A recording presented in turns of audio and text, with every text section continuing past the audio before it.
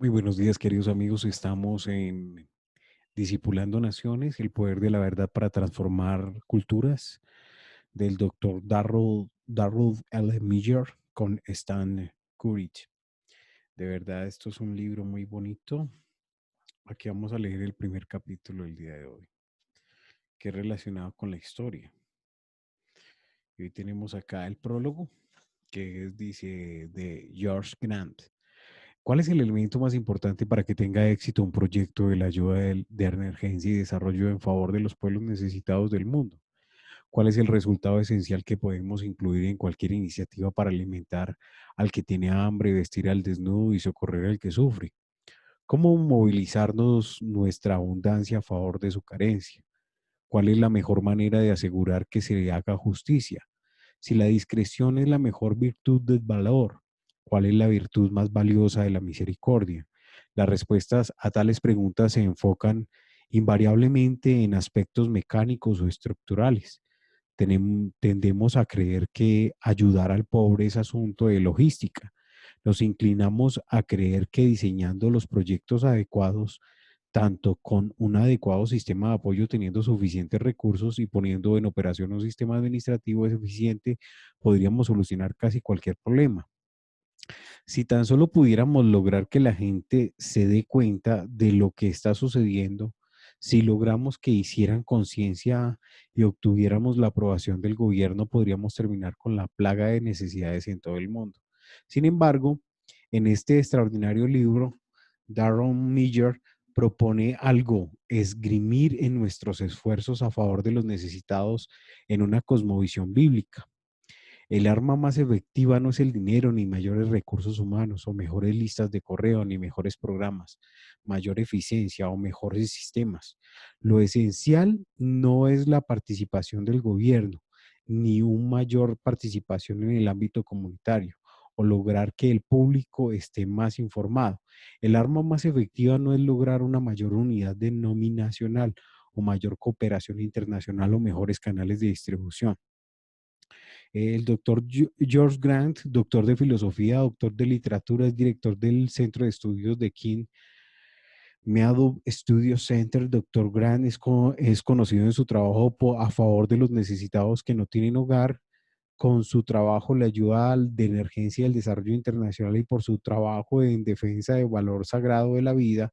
El doctor Gran es autor de 4 docenas de libros en las áreas de historia, política, biografía, asuntos sociales y teología, incluyendo The Michael Mandat, Brilliant in the Sharp Grand Illusion y The Patriot Handbook, además de impartir clases regularmente sobre la historia, literatura, artes en la Escuela de Franklin Clásica de School. Mantiene una activa agenda como orador en Estados Unidos y alrededor del mundo. O sea, no es cualquier persona, es una persona muy letrada.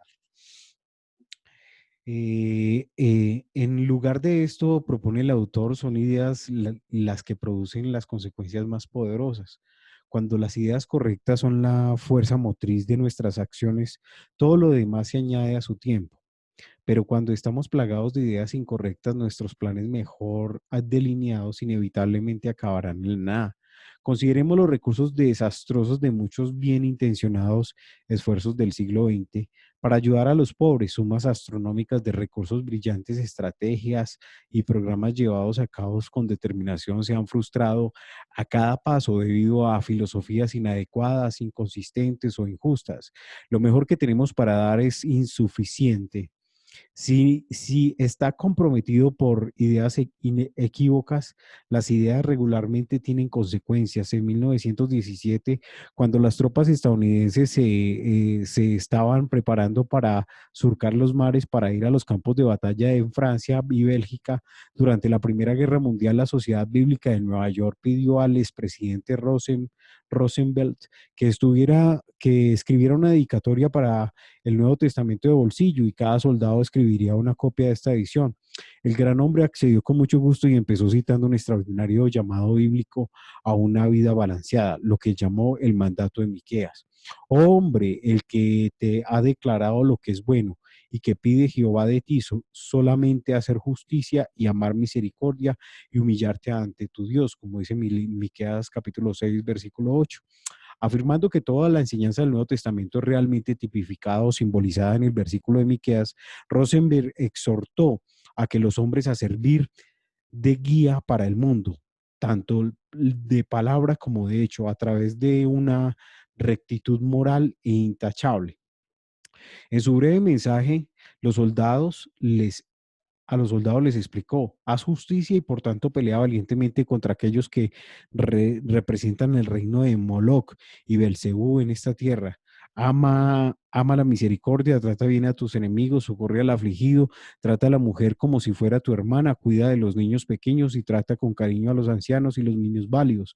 Camina humildemente y así harás si estudias la vida y las enseñanzas del Salvador caminando en sus pasos. Rosenberg concluyó diciendo: recuerda, la maquinaria de gobierno más perfecta no evitaría nuestra destrucción como nación. Si no hay dentro de nosotros un alma, ninguna abundancia de prosperidad material nos servirá.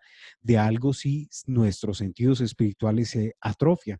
Los adversarios dentro de nuestra propia casa seguro prevalecerán contra nosotros, a menos de que haya en nuestro pueblo una vida interior que encuentre una expresión externa, en una mortalidad, como la que predicaron los videntes y los profetas de Dios, mucho antes del esplendor de Grecia y la gloria de Roma. Rosenberg creía que la seguridad de los hombres y de las naciones dependía de la última instancia de la adherencia fiel a la demostración tripartita del balance moral y práctico de los venerables profetas del Antiguo Testamento. Una gran dedicación a la justicia, una preocupación tangible por la misericordia y una humildad reverente delante del Todopoderoso. Él tenía la seguridad de que aún con el despliegue de las fuerzas superiores en números superiores y con armamento superior, los ejércitos estadounidenses serían derrotados durante la guerra si se lanzaban al campo de batalla desprovistos de esta clase de integridad en su cosmovisión. El toque de llamada de este libro es igualmente claro. Es un toque que debemos escuchar y atender. Si hemos de llevar a cabo eficazmente nuestro mandato de mostrar compasión genuina en este mundo caído, en nuestra lucha contra la pobreza y la depravación, debemos ceñir nuestra preocupación por una cosmovisión bíblica que sea consciente. Después de todo, aún con el despliegue de fuerzas superiores en números superiores y con armamento superior, nuestros ejércitos de ayuda, de emergencia y desarrollo serán derrotados y no ni nos lanzamos al campo de batalla desprovistos de una cosmovisión íntegra. Este libro de vital importancia es de vital importancia precisamente porque las ideas tienen consecuencias. Mi oración, que estas ideas tengan extraordinarias consecuencias en todo el mundo, es mi oración que, discipulando las naciones, transforme la historia de los ministerios de ayuda, emergencia y desarrollo en nuestro tiempo. Lo dice George Grant, Centro de Estudios King's Meadum, P.O. Box 1601, Franklin, TN 35065, U. Bueno, esto es un libro muy lindo. También hay otro prólogo que es de Vishal Mangalwaldi. La intención de Dios era que el hombre viviera en un huerto. El pecado lo ha confinado a vivir en asentamientos pobres. El Evangelio es el poder de Dios para salvarnos de pecado y también de sus consecuencias.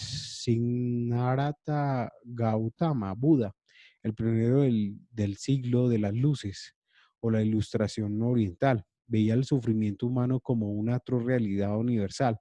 Él resumió una filosofía en sus famosas cuatro verdades sublimes o nobles. La primera de ellas era: la vida es sufrimiento.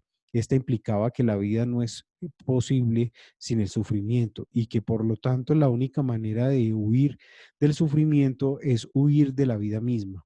Un triste resultado de este siglo de las luces ha sido gran parte de la energía de mi cultura. Se ha invertido en practicar técnicas religiosas como la meditación y el ascetismo y en encontrar el nirvana, un escape de la vida en lugar de huir del pecado y luchar contra el sufrimiento. La primera verdad noble de un trabajador de desarrollo es que la vida no necesita ser sufrimiento. Muchísimo sufrimiento puede evitarse si sabemos qué es la vida y cómo debe vivirse. Por lo tanto, tener la perspectiva correcta de la historia, como dice Darren Miller, es de importancia capital. Hace poco conocí a una joven que estudió trabajo social en la universidad estadounidense. Ella deseaba invertir una vida de tal manera que ayudara a cambiar el mundo.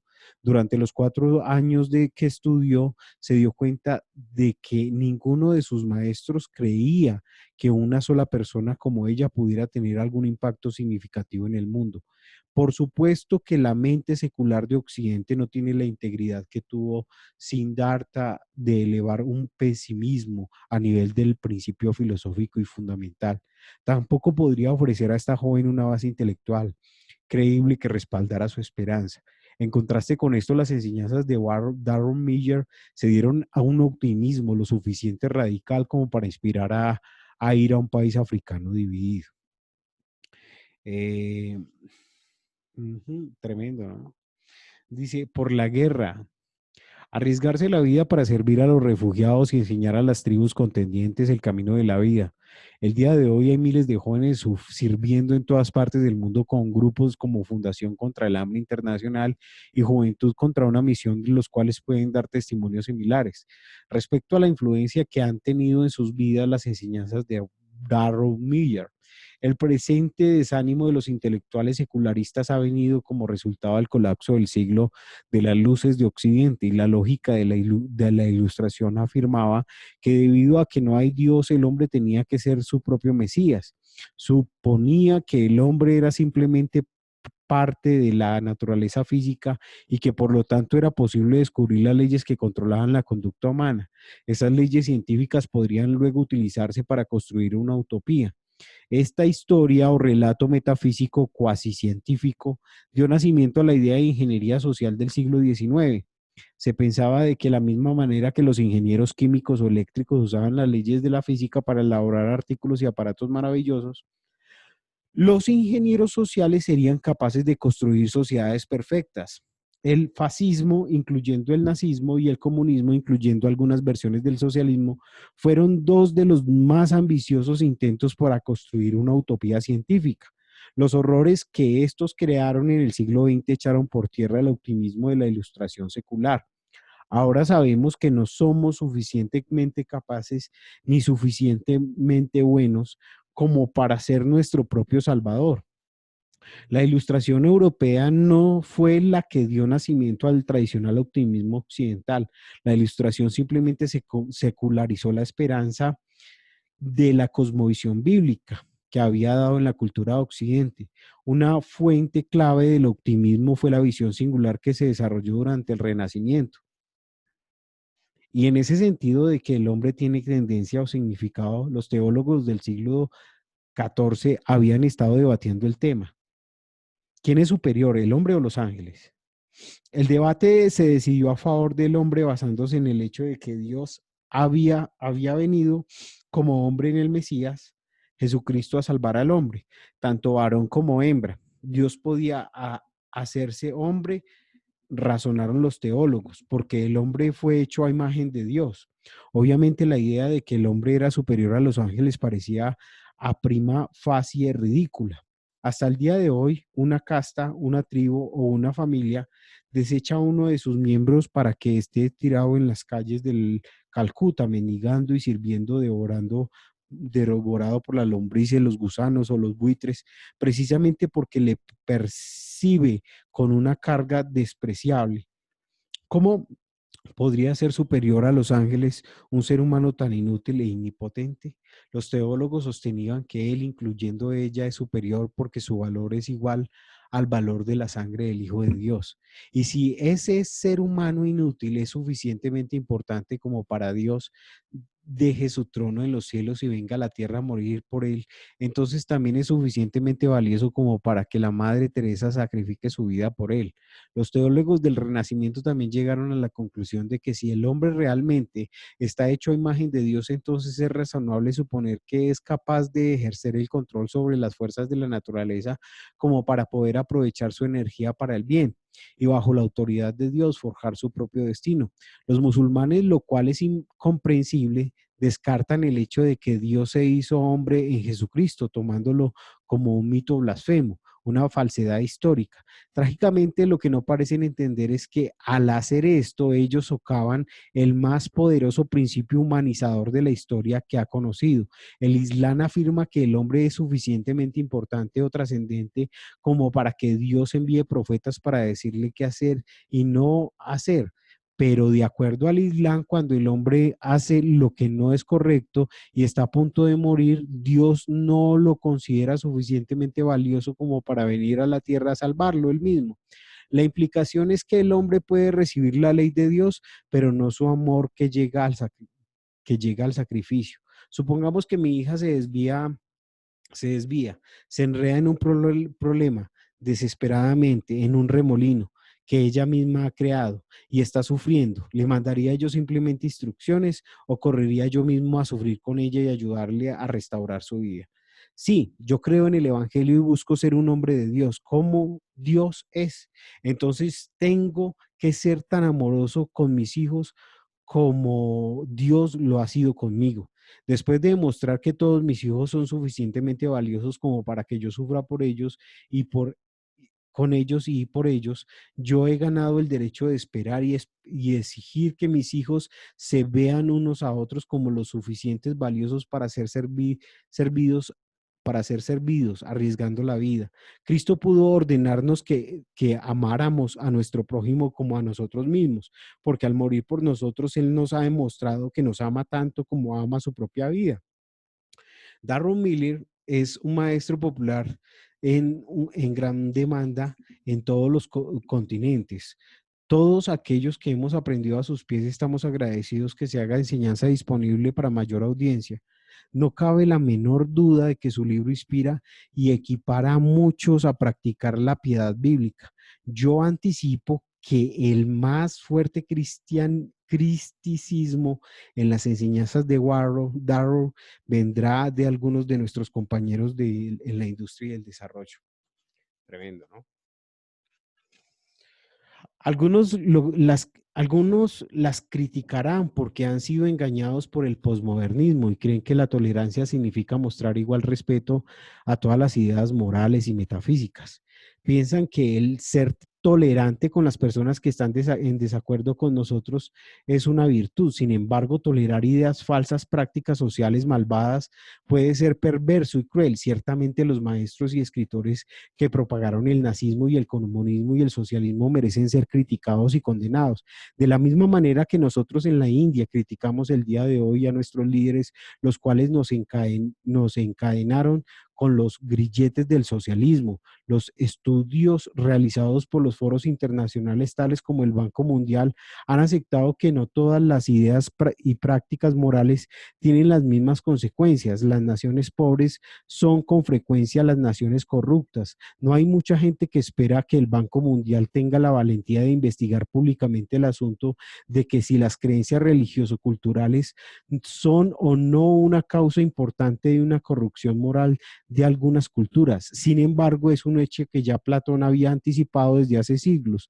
En la República, su obra clásica, Platón dice que a sus conciudadanos griegos que ellos no pueden ni siquiera empezar a construir una sociedad justa sin deshacerse de las historias abyectas de sus dioses y diosas. Un pueblo no puede ser mejor que sus dioses. Darren Miller nos hace un llamado semejante el día de hoy. Desdichadamente, otros profesionales de nuestra rama critican a Miller porque para muchos de los nuestros, el servicio a la comunidad se ha convertido en un comercio lucrativo a expensas del erario. O sea que ellos interpretan que la pobreza mayormente en términos económicos. Esto les da derecho de demandar dinero del gobierno para luchar contra la pobreza. La idea es que la lucha contra la pobreza puede significar luchar contra las ideas que causan la pobreza. No les conviene los cuasi programas con la pobreza. No solo les proveen dinero, sino también que les hacen ser dignos de honor. El desafiar creencias culturales que se consideren valiosas y que están causando sufrimiento con frecuencia tiene como mayor resultado el ser rechazado y crucificado. No hay muchos que estén dispuestos a pagar ese precio. Se conforman por ser servidores públicos. Sin embargo, y cuando no sean perseguidos, las páginas siguientes demuestran que Darrow Millen tiene suficiente compasión por los pobres como para matar la vaca sagrada, las creencias sagradas que ocasionan en gran parte la pobreza de nuestro mundo. En verdad, él sigue a un Salvador que estuvo dispuesto a ser crucificado por el mismo pueblo que vino a salvar. Tremendo. Entonces damos reconocimientos. Los reconocimientos de este libro da la versión original en inglés. Quiero expresar mi gratitud al doctor Tetsuano Yamamori, presidente de la Fundación contra el Hambre, quien me dijo que ya era tiempo de que yo escribiera un libro y me animara cada vez que me veía. A Stan Guttier, quien tomó mis narraciones y abundantes notas de mis conferencias en el taller de ética y desarrollo y las transformó en los capítulos de buena calidad que forman este libro. A Chris Colby, de Mercy Chips, y David Boyd, rector de la Universidad de las Naciones, quienes creyeron en este proyecto y quisieron identificarse con él. A Scott Hallen y a Stephen Corbett, por ayudar en el contenido, y a Tom Stephen y a Lisa Leff por producir las gráficas, y Linda Siebert, Sarah Luther, Cindy Byrne por procesamiento de datos y del texto, y a Karen Randau por sus recomendaciones y su trabajo de redacción.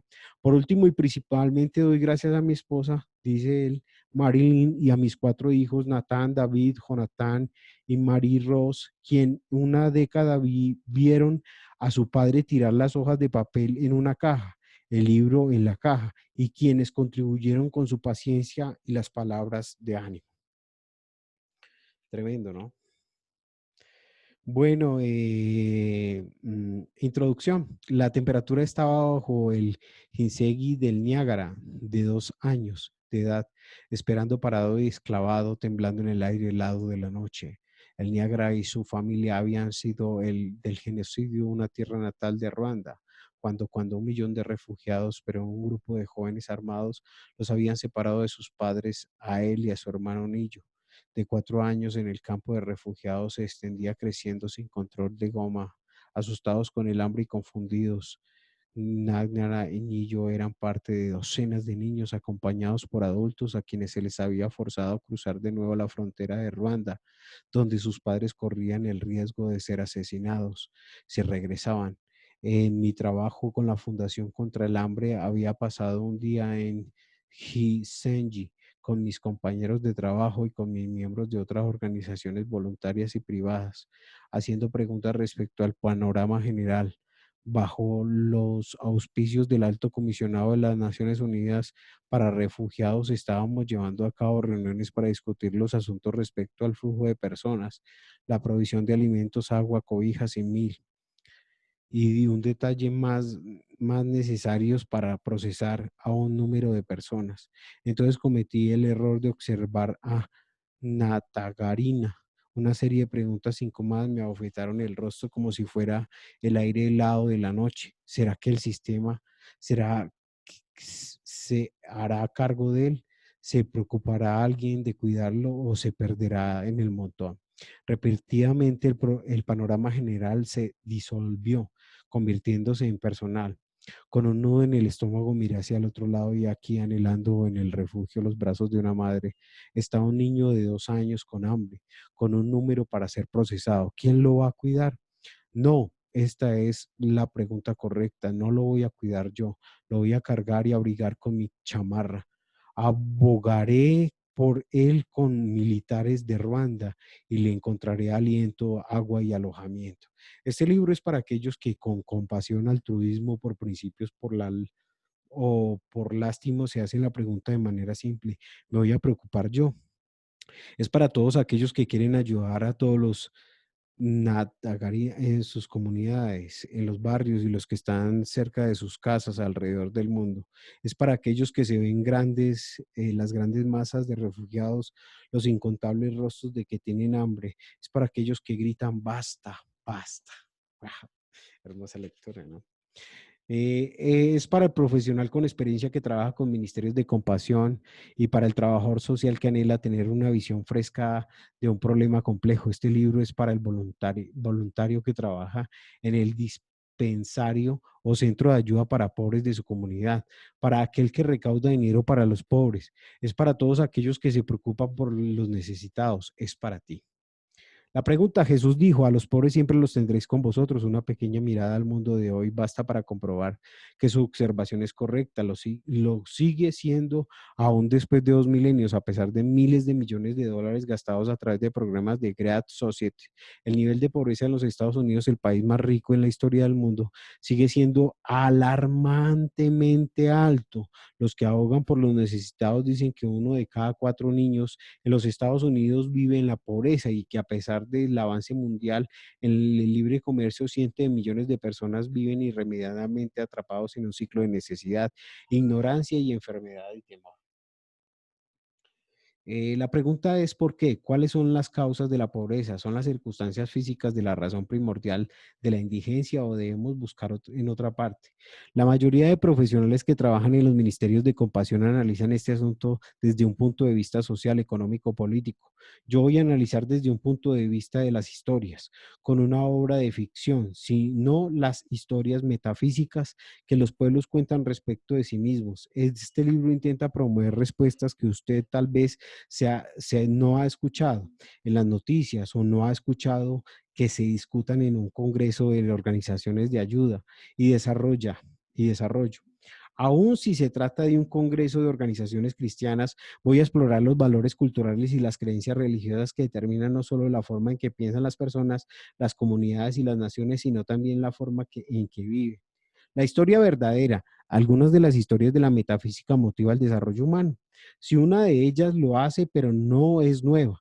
De hecho, es la antigua, muy antigua historia, la historia con mayúsculas o la verdadera historia, pero dicha en una manera nueva, con el énfasis que trágicamente la mayoría de cristianos han perdido. Los elementos básicos de la historia incluyen a un rey, su reino, sus administradores y su tarea. El rey es el personal racional y moral. Dios del universo, el rey es todo el orden creado, tanto físico como espiritual. Este reino con las puertas abiertas para el rey y sus servidores tiene leyes establecidas que rigen a sus administradores y la tarea que estos llevan a cabo. Los administradores o siervos son todos los miembros de la raza humana llamados a glorificar al rey, sirviendo en la casa de su reino. Sin embargo, estos siervos se han rebelado en contra del soberano, sumiéndose como consecuencia en la pobreza y la muerte. Por ese no es el final de la historia, ya que todos los súbditos del rey han sido dotados de manera singular y son individualmente importantes. Estos súbditos deben administrar la casa del rey conservándola y al mismo tiempo haciendo que florezca o se multiplique la abundancia del rey que ha depositado dentro de ella. Además, los siervos deben dar a conocer al rey activamente y a través de ese conocimiento desarrollar el mundo y hacer progresar el reino. Como Bernante Adnés dice, revelación de Dios en la historia es una narración a la cual nosotros unimos la narración de nuestra propia historia. Al hacer esto, comprendemos, al hacer esto, aprendemos a darle sentido a nuestra vida como una narración corriente. La palabra griega para casa es oikos y su familia de palabras nos ayuda a entender con mayor claridad la metáfora de la casa de Dios y nuestro papel dentro de ella. Algunas palabras derivadas del oikos incluyen ecología, el estudio de la casa, economía, la administración de la casa y edificación, fortalecer o hacer prosperar la casa. Las tres esferas describen lo que Dios nos llama a ser como sus representantes en la tierra, y este llamado es el propósito fundamental de Dios para nosotros. Todos necesitamos historia y no importa qué tan viejos seamos. Stanley Hauerwas dice, las metáforas que determinan nuestra visión deben formar una narración coherente si es que nuestras vidas van a tener duración y unidad. Tales narraciones o historias crean la conexión para el significado de las reglas morales y concretas, los principios que escogemos para que formen parte de nuestras convicciones. En tales historias o narraciones no hay una base de principios para separar lo religioso de lo moral. Tal vez descubramos que el relato o explicación de nuestra experiencia necesita ser reinterpretado a la luz de la historia bíblica. Nuestra historia empezó en un jardín y termina en una ciudad. Es una historia de gloria, de corrupción, de restauración, de desarrollo. Hay sudor y frustración, pero también hay progreso. Pero como bien dice el antiguo proverbio hebreo respecto al hombre, por cuál es su pensamiento de su corazón, tal es. El desarrollo es algo más que trabajar, aún más que trabajar mucho. Tiene que ver con pensar y con lo que pensamos. Las actitudes de nuestro corazón inevitablemente demuestran tarde o temprano en nuestra conducta, nuestro hablar, nuestro escribir, nuestro labor manual. Además de esto, nuestras instituciones sociales, nuestras políticas llevan el sello inconfundible de nuestra manera de pensar. A través de la historia, pocos cristianos han entendido este hecho tan simple. George Grant describe a un gran hombre que sí lo comprendió, Agustín de Hipona. San Agustín llevó a comprender que la perspectiva dominante de un pueblo tiene, tiene del universo. Inevitablemente le da forma al mundo que lo rodea. San Agustín también reconocía que la iglesia es el punto de partida para el desarrollo de esa perspectiva del universo conforme ésta cumple su llamado de hacer justicia, amar misericordia y caminar con humildad delante de Dios Todopoderoso. ¿Qué tiene que ver nuestra perspectiva del mundo, nuestra historia con el desarrollo? Todo. Esto es lo que dicen dos escritores seculares respecto al tema. Cualquier programa de desarrollo que fracase en tomar en cuenta el sistema de creencias predominantes en un pueblo y la posible influencia de este sistema de creencias en el plan de desarrollo del presupuesto corre el grave riesgo de irse a pique antes de despegar.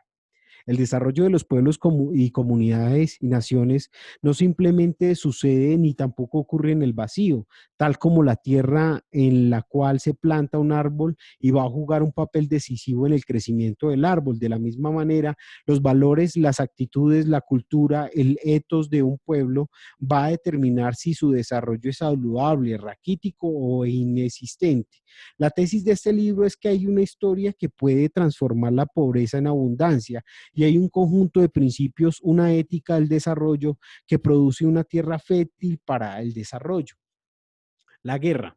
Normalmente pensamos que respecto a la guerra en términos físicos, bombas, armas, tropas, muertes, cadáveres, pero cuando vemos la guerra no solo como un enfrentamiento de ejércitos, sino también de idea, podemos ver mejor lo que está sucediendo alrededor de nosotros.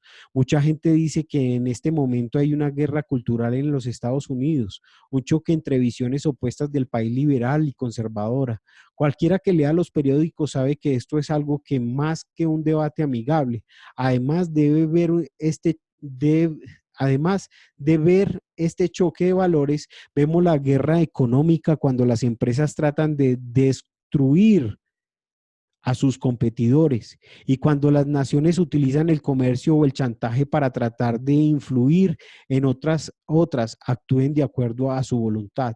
No hay disparos, pero los riesgos son reales en cada caso. El cristianismo ha revelado que por el momento hay una guerra entre la muerte y la vida, entre el bien y el mal, entre Dios y Satanás. Y este conflicto espiritual no es solamente algo que leemos en nuestras Biblias, se inmiscuye en el mundo cotidiano de nuestras ideas y nuestros ideales, dando forma a nuestra historia, determinando nuestro futuro y en nuestra medida, controlando la manera en que vivimos. Entre tanto, que algunas veces es posible declarar una posición neutral en un conflicto militar. No es posible hacer lo mismo en la guerra espiritual, más importante que envuelve a nuestro planeta. Como dijo Bob Dylan, cada cual tiene que servir a alguien. Consecuentemente, cuando se trata de ayudar a los pobres, las buenas intenciones no bastan. El teólogo Ronald Nash ha hecho notar que las buenas intenciones combinadas con una mala teoría han producido malas políticas, las cuales han hecho daño a la misma gente que suponía ayudar. El economista Walter Williams hizo un llamado a que se haga un análisis despacioso, dejando que los hechos hablen por sí mismos, cuando dijo, cuando planteamos el problema de la pobreza, tenemos que pensar con nuestros cerebros en lugar de hacerlo con nuestros corazones. Con mucha frecuencia la iglesia motivada por Cristo para ayudar a los pobres se ha doblegado al análisis y a las estrategias de asistencia y desarrollo seculares. Muchos dentro de nuestra comunidad, de sus organizaciones cristianas de ayuda y desarrollo, simplemente han seguido las últimas tendencias en cuanto a la industria de la pobreza, como quien dice, alimentándola. Otros cristianos, siendo más gnósticos de su manera de pensar, se han preocupado solo por las cosas espirituales y han abandonado su herencia de compasión. Ambos en maneras diferentes han olvidado que la gran comisión es hacer discípulos a todas las naciones, enseñándoles que guarden, o sea, obedezcan todas las cosas que Cristo nos ha mandado. La verdad, la verdadera caridad. Nos vamos a llegar a la meta que deseamos a menos de que empecemos en el lugar correcto y nos encaminemos en la dirección correcta. Los enfoques centrados en el hombre o etnocéntricos nos van a dejar en medio camino o nos van a conducir fuera del camino. Tenemos que tomar un enfoque teocéntrico. Dios tiene que ser la fuente, los medios y al final de todo lo que hacemos con y para el pobre. Por supuesto que cada una de las frases teocéntricas, el cristianismo, el islam y el judaísmo reconocen que Dios existe, que hay una realidad y que trasciende los cinco sentidos, que hay absolutos, tanto morales como metafísicos, y que hay realidad y está constituida en ambos, el universo físico y el plano sobrenatural. Aún más el cristiano teocéntrico reconoce o debe reconocer la existencia de leyes y principios universales que gobiernan a ambos, la realidad física y la realidad espiritual, y que todas las culturas occidentales y no occidentales, modernas y antiguas, deben ser juzgadas por ellas. Solo dentro de este marco de referencia puede existir y florecer la verdadera caridad que distingue, pero nunca se hace separación entre el corazón y la mente, el método y el contenido, el estilo y la sustancia. Observemos un momento el último par, estilo y sustancia, cuando hablamos de los pobres. El estilo tiene que ver con nuestra actitud, con el enfoque que tomamos en nuestro diálogo con otro sobre ese asunto y con la manera en que tratamos a los pobres que se cruzan en nuestro camino. Debemos tener compasión, lo cual no es meramente lástima o sentimentalismo, sino que tiene que ver con las relaciones. Otra virtud de la verdadera caridad es el amor, el poner a otro antes que a uno mismo y amar a nuestros enemigos. La disertación civilizada es parte de ello. Michal Novat nos recuerda que cuando luchamos por nuestras ideas debemos luchar con las reglas de las ideas, no con las reglas de la guerra. Santo Tomás de Aquino observó que la civilización en la contraposición al barbarismo está constituida por argumentos civilizados, en los cuales los ciudadanos convencidos de la capacidad que tienen cada uno de entender de su libre albedrío, tratarán de influir en las opiniones de uno o del otro, de formar opinión pública a través de la persuasión racional y nunca a través de la coer coerción. Bueno, el estilo tiene que ver con el cómo decimos y cómo hacemos las cosas. La sustancia tiene que ver con el qué decimos y hacemos. Se refiere al contenido de las ideas y la verdad. La sustancia está lejos de ser una búsqueda académica en una torre de marfil. Lo voy a repetir más de una vez en esta obra, las ideas tienen consecuencias. Así que para asegurarnos que son ideas correctas, debemos examinar las suposiciones que las sustentan, debemos evaluar las actitudes y la conducta, las políticas y la práctica que influyen de ellas, y debemos criticarlas muy de cerca, siempre haciéndonos la pregunta, ¿son verdaderas? La sustancia nos lleva a descubrir algo que yo llamo la ética del desarrollo, pero hablaremos más acerca de esto más adelante. La verdadera caridad tendrá en cuenta las historias de la gente. Debemos examinar las actitudes de un pueblo, los valores de una cultura para determinar si estos promueven el desarrollo o la pobreza. Luego debemos expresar los principios universales que promueven una tierra fértil para el desarrollo. El material de este libro no es nuevo, es un llamado a regresar a los primeros principios, a restaurar nuestra herencia y a revivir la reforma. Mi tendencia, antes de que entremos de lleno, necesito decir un poco respecto de mí, mis amigos que me han llamado un apasionado cambiador de paradigmas. Soy un activista social que ha llegado a comprender la importancia de las ideas. Loren Kuhlman, dice fundador, presidente de la Juventud Misión, ha dicho de mí: Darron no es un intelectual, es un cristiano que está ocupado en ir por todo el mundo procurando producir un cambio y está dedicado a lograr que las mentes de los cristianos se renueven mediante la verdad de Dios a fin de reflejar e instaurar su verdad en cada ámbito de la sociedad de manera más correcta y efectiva, y así disipular a las naciones, lo cual es la clave para resolver los problemas del mundo. No soy un relativista, el desarrollo no es el valor neutro. Aquellos lectores que lo sean se disolucionarán con este libro, pero la verdad es que Dios importa no solo en la vida venidera, sino también en el aquí y ahora. Yo soy un teísta en términos generales y monoteísta en particular. Ciertas conclusiones surgen de esta tendencia y creo que son ampliamente defendibles. En este libro voy a tratar de demostrarlo en mi deseo seguir lo que yo llamo el centro radical para evitar los extremos, de derecha o de izquierda, lo liberal o lo conservador. Tengo impresión de que los liberales dedicados me van a encontrar muy conservador, entre tanto que los conservadores me van a encontrar muy liberal. Mi tendencia teológica no política, busco ser un conservador progresista en el mejor sentido de ambas palabras. Espero tomar lo que mejor de cada campo manteniendo mi lealtad unida a Dios y a su palabra.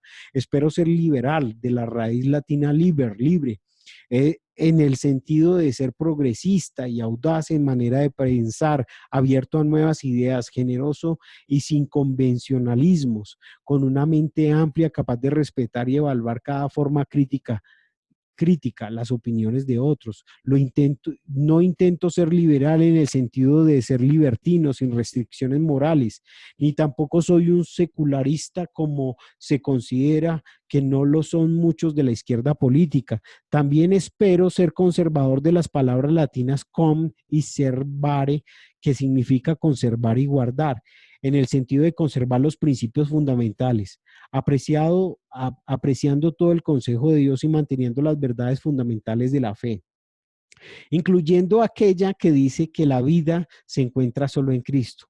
Yo he dicho como Pedro: Señor, ¿a quién iremos? Tú tienes palabras de vida eterna.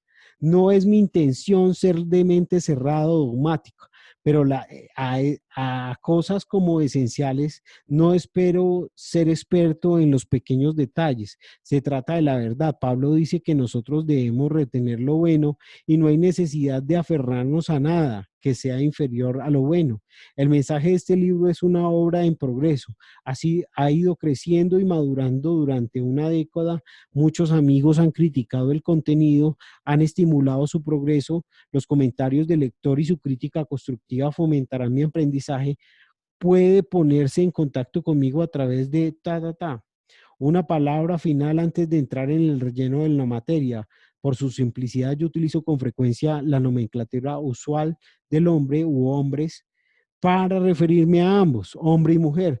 Debido a la sensibilidad actual respecto al género, me apresuro a afirmar que el hombre y la mujer son compañeros iguales en el reino de Dios, pero con diferentes roles.